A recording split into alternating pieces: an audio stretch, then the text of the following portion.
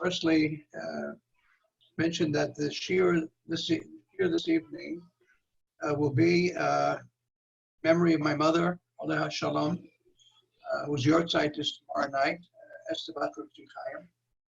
There's also the yahrzeit of Mordechai and Moshe Chaim, and in memory of Batya Bat Elisha. So all of these souls should have an aliyah and elevated through the zchut of our learning Torah together. You'll remember how the Seder begins with the 15 simanim,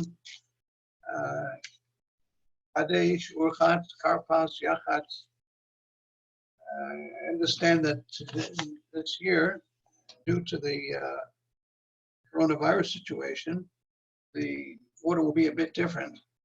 It'll be Kadesh, Urchatz, Karpas, Urchatz, Yachatz, Urchatz, Magid, Rochza, Otzi, Matzah, Rochza, etc., etc. Okay, we have to find humor even in these trying and difficult times. I'm going to begin by asking 4 questions. Not the 4 questions you're familiar with, we are all familiar with, but 4 different questions, all related to the matzah. First question is, when do we do the achatz? When do we break the matzah? What point in the Seder? Is it done at the beginning, or is it done towards the end? Second question is, why is it necessary to break the matzah altogether? Why not just either use whole matzot, or if we need a broken matzah, then use broken matzot? Why do we go out of our way to take a whole matzah and to break it into half? Third question is, if we need to have a broken matzah, then why do we have whole matzah to begin with? What's the purpose of the whole matzah? And how many matzot are there? 2 or 3? And if there are 3, which one do we break? We break the middle matzah. Why the middle matzah? Why not the top matzah? The bottom matzah? Why dafka the middle matzah? These are the questions I'd like to raise in our sheet. As a matter of fact, the number of matzot is subject to debate between the Chachmei Ashkenaz and the Chachmei Sfarad. Chachmei Ashkenaz, going back to Rashi and Tosfot and Rosh, hold that there are 3 matzot. Why 3? Because every Shabbat and Yom Tov, we have what is called Lechem Mishnah. We have 2 whole loaves. But we also need to have a broken matzah for the Lachma Anya. Lachma Anya, the bread of affliction, the bread of suffering. So in order to have both Lechem Mishnah and Lachma Anya, you need to start out with 3 whole matzot. The Rambam, on the other hand, and this was also the opinion of the Vilna Gaon, held that there are only 2 matzot. Do not take 3 matzot. And there's an upper one, and then the bottom one is the one that is broken. And why is that so? The Rambam himself says the reason. He gives the reason as follows. He says as follows. Says afterwards, he says, we wash our hands until at Yadayim. And this is the second time that we're washing. The first time is for the karpas, now for the matzah. And then he takes shnei rikikim, which means 2 matzot. B'cholek echad mehem, he divides one of them. Uminiach parus l'toch shalem, which means he holds the broken matzah together with the whole matzah. Umevarech hamotzi lechem min haaretz. And then he raises the question, Umipnei ma einu mevarech al shtei kikarot, shar yamim tovim. Every Shabbat and every Yom Tov, we have 2 whole matzot, 2 whole lechem, 2 whole chalot. Why don't we have 2 whole matzot? Why do we have 1.5? The answer is because it says lechem oni. Matzah is called in the Torah lechem oni, the bread of affliction. Madarko shel ani befusa, just as the poor person will only eat a broken piece, he doesn't eat the whole loaf. He'll cut the loaf, eat what he needs for that meal, and put the rest away for later. A rich person can afford to keep the whole loaf on the table. A poor person will divide his loaf. And therefore, on this night, we have to remember that we were slaves in Egypt, and we only could eat a prusa, a broken piece of matzah, not a whole matzah. And this is what the Rambam says. The reason why we have 2 matzot, to show that we have less than we normally have. If we had 2 whole matzot plus the broken matzah, then we would have more than we normally would have. And where is the indication of our suffering? Where's the indication of our poverty? So therefore, we start out with 2 and break one in half.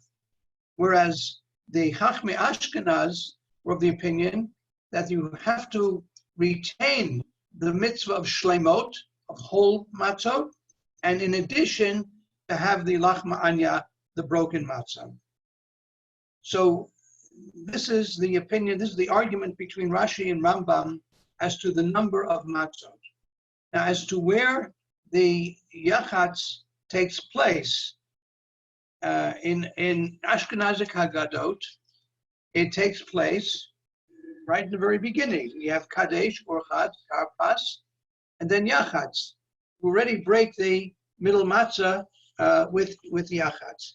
Whereas according to the Rambam, the Yachatz doesn't take place until after the end of the Magid, which means just prior to the eating of the matzah.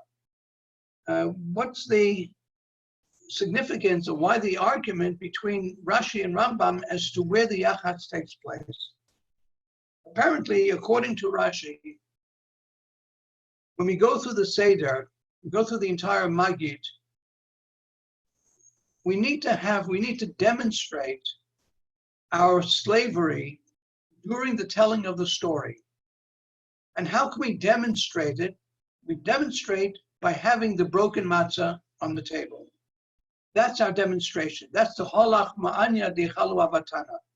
This is the bread of affliction that our forefathers ate in Egypt. The Rambam, on the other hand, says that the Magid does not pertain to the broken matzah at all. You don't have a broken matzah, but you only break the matzah when it's time to eat. When the eating of the matzah is what requires the broken matzah, the lachma anya. Not having it on the table during the Sipur Yetziat Mitzrayim, but rather only for the achilat matzah. This is the opinion of the Rambam. And the experience of eating the broken matzah, which according to Rashi is throughout the entire Seder, until we actually eat the matzah. This was demonstrated by the Avudraham, who says that the Ibn Ezra, in one of his travels, was taken captive, apparently by pirates in India. And for a period of time, he was enslaved. And the Ibn Ezra noted that the food that was given to him was matzah, because it's cheap and it's satisfying. And that was the food that he ate when he was in captivity. Now we come to, so this answers the question, when do we break the matzah? And we see the 2 opinions of Rashi and Rambam. Second question is, why do we have to break the matzah altogether? There are a variety of reasons that are given. One being that, according to Tosfot, Bali Tosfot say, strangely enough, to remember the Kriyat Yamsuf, splitting of the Red Sea. And so we split the matzah to remember the Red Sea. It's a very imaginative, I would say, imaginative answer to the question.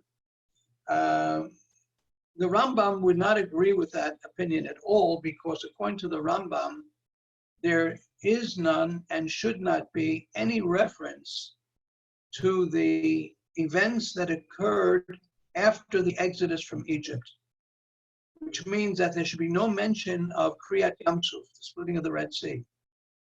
In fact, the section in the Haggadah, which is called the Braita of Rabbi Yossi Haglili, Minayin Shubimitzrayim Laku Esemakot, Ubal Hayam Laku Hamishimakot, etc., etc., etc.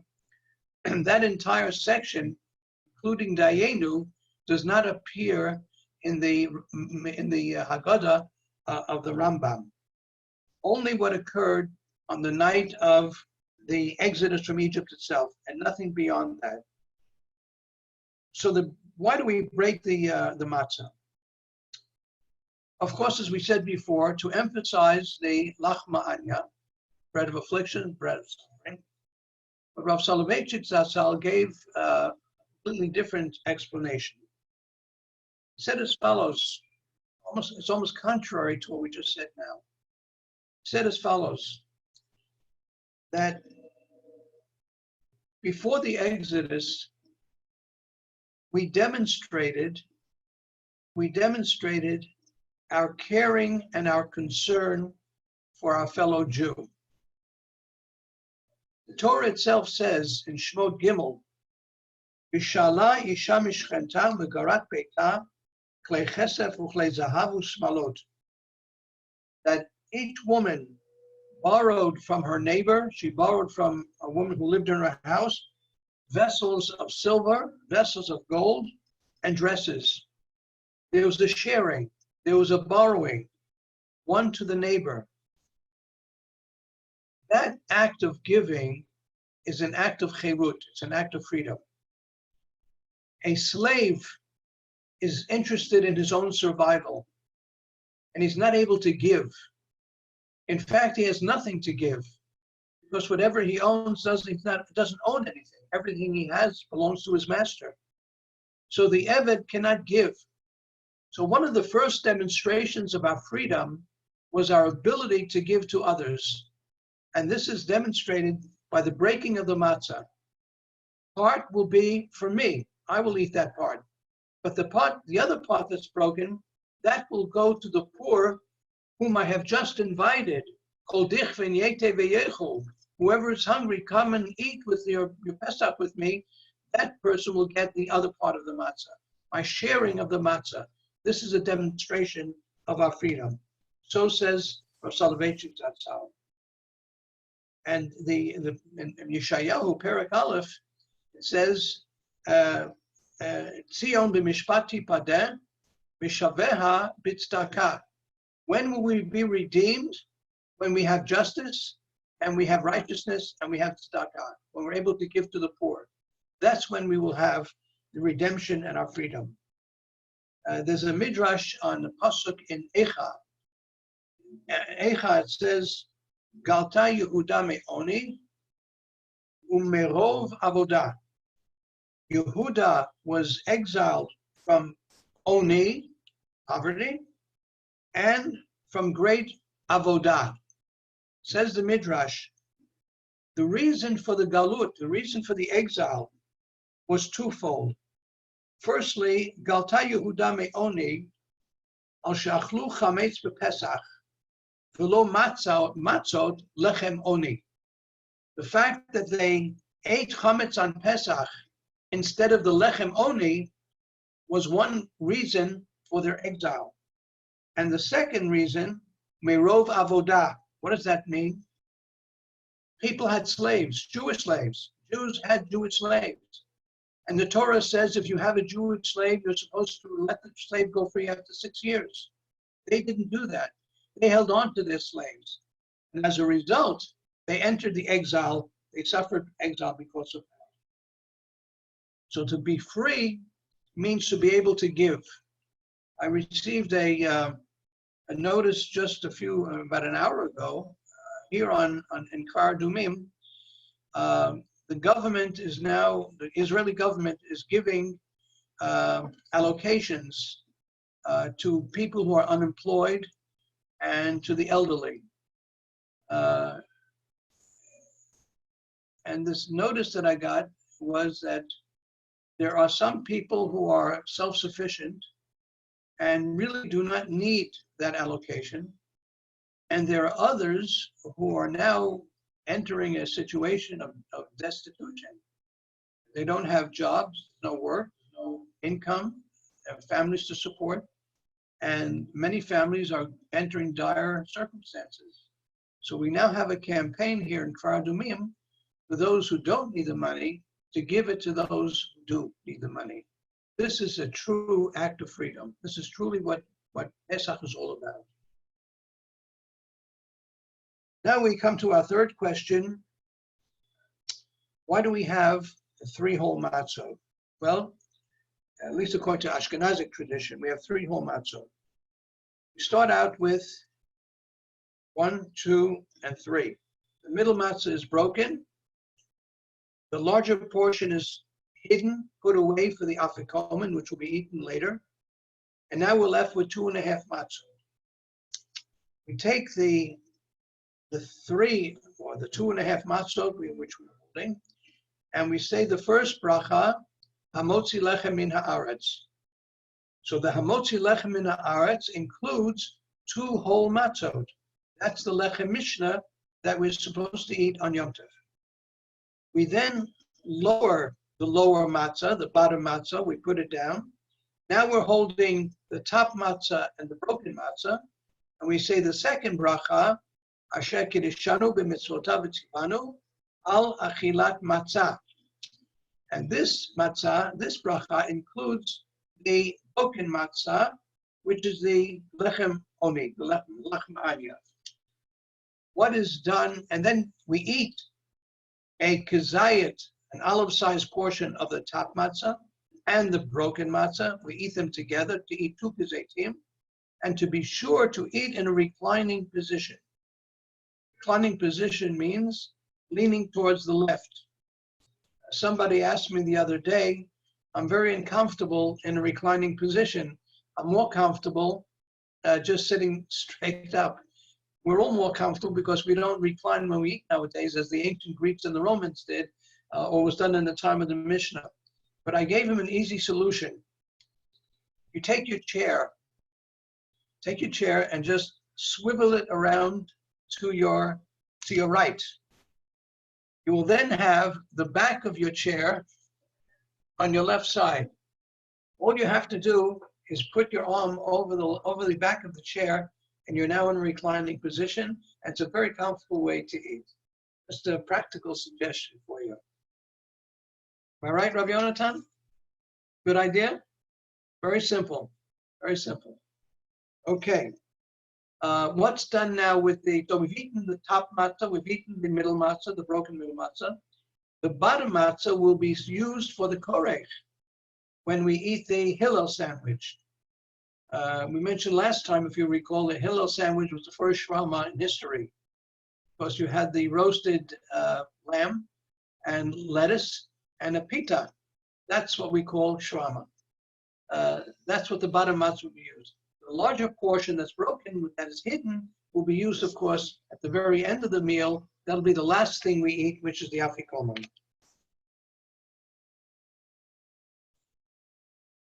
Now, we have a whole matzah and a broken matzah. The whole matzah represents our freedom, and the broken matzah represents our slavery. So that the broken matzah is the holach ma'anya. The whole matzah is the bread of freedom, the bread of freedom. In other words, the matzah that we eat on Pesach has a dual identity. It has the identity of slavery and the identity of freedom. Where do we find reference to matzah as a sign of freedom? That's what Rabbi Gamliel tells us. At the end of the Maggid comes along Rabbi Gamliel and says, Kol shelo amah shlosha dvorim elu b'Pesach, lo yatsa yedei chovato. Pesach, matzah, umaror. And what is the explanation that he gives for the eating of the matzah? Matzah zu she'anu ochlim al shuma. Why do we eat the matzah? Al shum shelo hispik b'tzeikam shel avotenu la'amitz. The matzah of our forefathers did not have time to sour, to become chametz. Ad shenigla lehem melech b'chaim malachim hakadosh baruch hu u'gialam. Until Hashem redeemed them. In other words, we were in such a rush to get out of Mitzrayim that there wasn't enough time to bake bread. We had to eat matzah because we're on our way out to freedom. That's a symbol of the whole matzah. It's a symbol of freedom. And that's the duality in the matzah. The lachma anya, which is at the very beginning of the Seder, and the whole Magid is related to the lachma anya. But when it comes to the eating of the matzah, there we have the second aspect, and that's the aspect of freedom.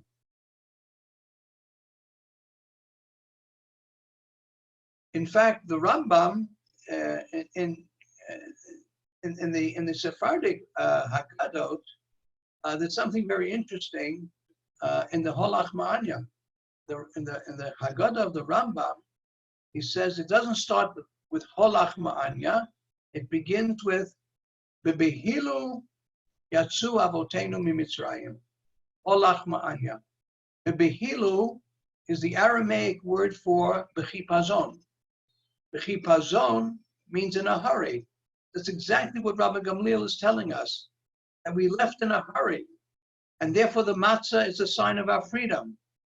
But at the same time, it's lachma anya. It's a sign of our affliction and our slavery.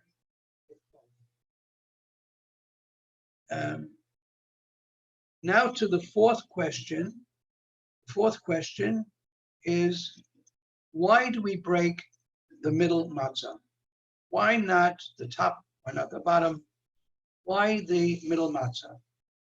And here we have a fascinating explanation that can be found in the Talmud, in Masechet Shabbat, Daf Pei Tet Amud Bet, 89b. The three matzot have a lot of symbolism. The host asked to start your video. Is my video on? Okay, is it on now? Now you're back. Okay, good. What did you miss? Just a second, it was fine. We heard you. We heard you fine. We heard you fine. We just didn't see you for a minute. Okay, fine. So the three matzot have a lot of symbolism. We explained the halachic aspect of why there are three. The two shlemot, the two whole ones, plus the lachma anya, the broken one. But there's also symbolism, one of them being Keneged Kohen, Levi, Israel. Another explanation is Torah, Nevi'im, Tuvim, Tanakh. And another explanation is Keneged Shlosha Avot. Shlosha Avot. The three matzot represent the Avot, Avraham, Yitzchak, and Yaakov. And the 4 cups of wine represent the Imahot, the 4 mothers, Sarah, Rivka, Rachel, and Leah. So if that's the case, then the middle matzah is the one that represents Yitzchak. What is special about Yitzchak? Here I'm going to quote the Gemara in Masechet Shabbat. Amar Rav Shmuel bar Nachmani, Amar Rav Yonatan. What is the meaning of the pasuk Yeshayahu? Ki ata avinu, you are our father. Ki Avraham lo yadanu, Avraham doesn't know us. Ki Yisrael lo yakirenu, and our father Yisrael, who is Yaakov, doesn't recognize us. Ata Hashem, you Hashem, Avinu, you are our father. Go'alenu, our Redeemer. Gemara wants to understand what is the meaning of this pasuk. Starts out by saying, you are our father, and then we reject Avraham. Reject Avraham. Reject Yaakov. Unheard of. And then it says, comes back, Avinu ata, you are our father. So the Gemara gives a very interesting and strange interpretation. Here it is. In the time to come, HaKadosh Baruch Hu will say to Abraham, your children have sinned before me. Abraham's response was, if my children have sinned, they should be punished. Well, apparently HaKadosh Baruch Hu was not pleased with that answer. So he turned to Yaakov. He said to him, your children have sinned before me. Yaakov's response was, if they sin before you, they should be punished. Hashem said, the old man doesn't know what he's talking about. That's Abraham. The young one doesn't know what he's talking about. That's Yaakov. Let me ask Yitzchak. Let me see what he has to say. And Hashem comes to Yitzchak and he says to him, your children have sinned against me. Yitzchak's response was, you're telling them my children? Wait a second, Hashem. They're your children too. Didn't you say at Mount Sinai, B'ni b'chori Yisrael, they're my child? So why are you putting it on me? They're your children. That's number one.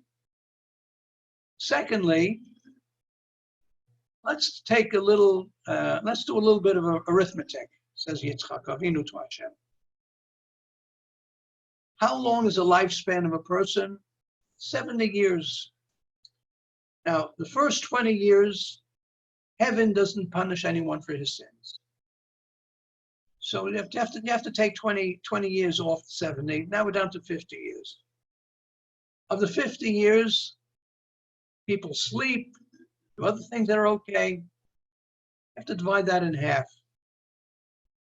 And then, even in the waking hours, people sit, they eat, they do this, and that. They don't sin all the time. So you have to cut the 25 hours into half, 12 and a half hours. Well, 12 and a half hours, Hashem, look, either you take responsibility for them, or we'll split it 50-50, or if you feel that I should take responsibility, then I'll ask you to do one thing. I'll ask you to remember the time of the Haggadah, when I was ready to give my life because you said so, Hashem. Should that not count for something? So when Hashem agreed, Hashem said, you're right, I will spare them. Now this dialogue that went on in heaven came to the Jewish people, and their response was, Yitzchak, ki ata avinu, you are our father, you are a real father. You're the one who really cared about us. You're the one who really protected us. Yitzchak points to Hashem, said, no, my children, you have one father, and that's Hashem. That's why the pasuk says, Ata Hashem Avinu Goalenu. You, Hashem, are the one who redeems us. You are our Father in heaven. So we take the middle matzah, which is a reminder of Yitzchak Avinu, and remember that through his prayers and through his love for his children, Am Yisrael was redeemed from Egypt. Am Yisrael lives to this very day. I asked myself the following question. We know that Abraham was the great Baal Chesed, love. He didn't love his children. Yaakov didn't love his children. Why does the Gemara paint such a dark picture of Abraham and Yaakov as opposed to Yitzchak? I think the answer is as follows. Abraham expelled a son from his home. He expelled Ishmael. It's true that he didn't want to do it. He was reluctant. And Hashem said, you have to listen to your wife Sarah, who says, send him away. And he did it, but he did it. He sent Ishmael away. Yaakov on his deathbed was reprimanding his children for the sins that they committed his lifetime. Reuven b'chori ata kochi v'reshetoni, pachas kamayim, you are unstable like water. But he tells his son, his oldest son, on his deathbed. Shimon v'Levi achim klei chamas mecherotehem.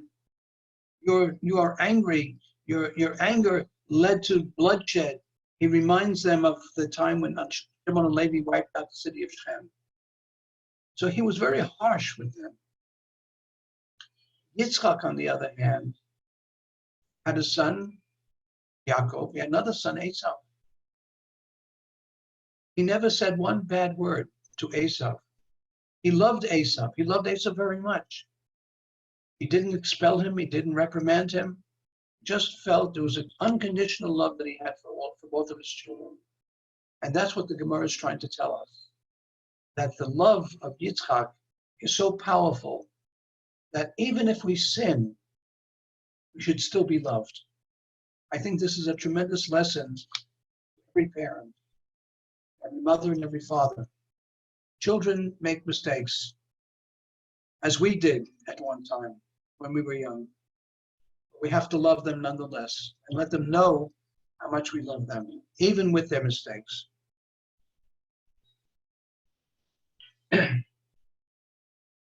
So now, in conclusion, we have the four questions.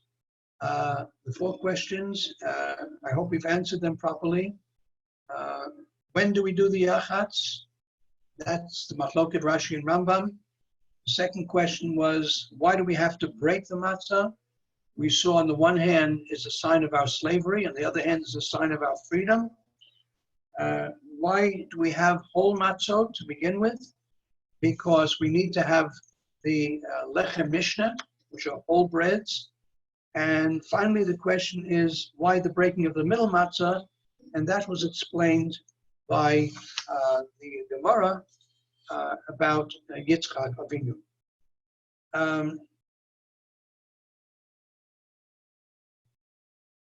Just to mention one other thing that might be of interest, the number 4 is very prominent in the Haggadah. It's not coincidental. We have, of course, the 4 kashas, the 4 kushiot, manishtana. We have the Arba Banim, the 4 sons. When we take the matzah, the 3 matzot, and break one in half, we end up with 4 matzot and not 3. And in fact, the Magid section, which is the major section of the Haggadah, is divided into 4 parts. I'm not going to go through it now, but if you're interested, you could discover it yourself. Take a Haggadah, and you will find that there are 4 sections to Magid. Each section contains 3 ingredients. 1, questioning. Second is explanation, sipur, telling of the story. And the third is shevach, praise.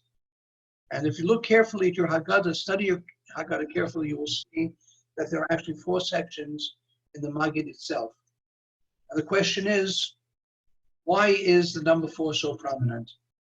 And I think that the Kabbalah gives us an answer to that question, because it goes back to the 4 letters of Hashem's name. Yud, K, Vav, K. Everything, all of existence, is derived from the letters of Hashem's name. And therefore, the entire Haggadah, all of its aspects, is a reflection of the Yud, K, Vav, K, which is the Midat HaRachamim. It's the attribute of mercy. And Hashem showed us enormous mercy when He took us out of Mitzrayim and gave us our freedom. And if I may add one other point to the Haggadah, which I think is of great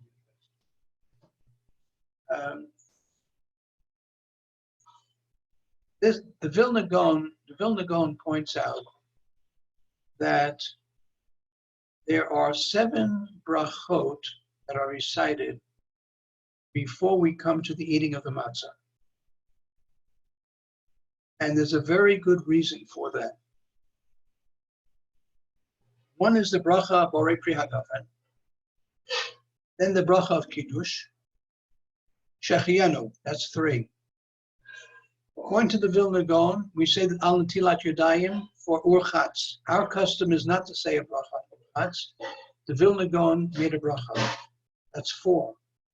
Then you have Borei Pri Hadama for the Karpas, 5.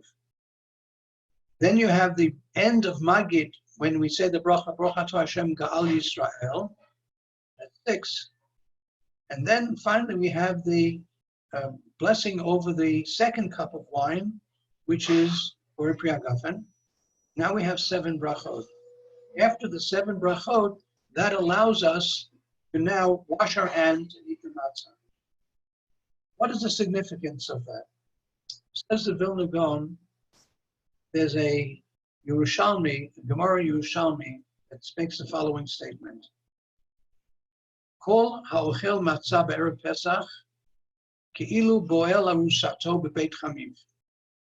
Whoever eats matzah on the day before Pesach, on erev Pesach, the day before Pesach, when he should not be eating matzah, he's not allowed to eat matzah because he's supposed to be eating the matzah at nighttime, not the day before. To what may that be compared? It's compared to a person who has sexual relations with his betrothed in his father-in-law's house on the day of the wedding. In other words, you can't wait a couple of hours until the chuppah and then take your wife as your wife. You have to have relations before the chuppah. That's when you have to have relations. That's a terrible thing. So too, the person who eats matzah on the day of before Pesach, you say to him, you can't wait a few hours. You're going to eat matzah tonight. Why do you have to eat now in the morning for breakfast? Don't eat it. So when do husband and wife become married to each other and permitted to each other? After the Sheva Brachot, the 7 blessings under the chuppah. Says the Vilna Gaon, we need to have the 7 blessings before we can eat the matzah, because to us the matzah is our bride. We are marrying the matzah, so to speak, on the night of Pesach. Rabotai, there's much, much more. The Haggadah is endless, and most important of all, I think, when we celebrate Pesach, it's going to be a very difficult Pesach for most of us because we're not going to be with the family that we would love to be with. That's very painful, very painful. On the other hand, we have to remember that we've been through very difficult times in the past. In fact, we've been through times much, much more difficult than we have today. And the history of anyone who knows anything about Jewish history knows what we've gone through in our history.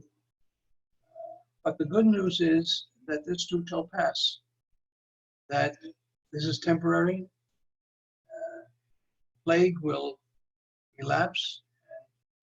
Bezrat Hashem will come out not as we were before, we'll come out stronger, come out with more faith in Hashem, with more gratitude to Hashem, greater appreciation for our families. So the results eventually will be a blessing for us. And God willing, we should experience the true redemption. True redemption will be the Biat HaMashiach, when Mashiach will bring a redemption for the entire world. Then we'll have a world that's a world of peace, a world of happiness, a world of prosperity, a world of loving care for one another. That's what we hope and pray for. And may it come soon. Amen. Chag HaSheva Sameach, everybody. Thank you. Thank you very much, Rabbi Grodner. Thank you. Yeah. Beautiful. Just a note from our sponsor. Tomorrow evening will be the last Zoom shiur before Pesach, by yours truly. We're talking about telling ourselves the story of redemption. It's very much in line with what Rabbi Grodner mentioned at the end. just now about some of us being separated from those family members who we are usually with. So we'll tell about telling the story and the importance of telling the story to ourselves. Tomorrow night, that'll be at 8 p.m. Israel time, 1 p.m. on the East Coast, and wherever you are in between. I'd like to thank Rav Yonatan for organizing this Zoom shiurim for the RRG Beit Midrash. Thank God many people, students and non-students, have enjoyed the shiurim, have participated in the shiurim, and we're very appreciative to everyone who joined in and helped us to bring the RRG Beit Midrash to you and to your homes. God bless you. Thank you. And if people want to see any of the shiurim that they missed, so they can go to our YouTube page, which is, if you just go to YouTube and look up RRG Beit Midrash, you'll find all of the shiurim that were given over the last couple of weeks there, plus some other ones. So you're welcome to find us over there. Shakoch again, Rabbi Grodner. Thank you, Rabbi Take Yonatan. care, everybody. Thank you very much. Bye-bye. Chag Thank you so Sameach. much. Take care. Chag Sameach. Yeah, good night.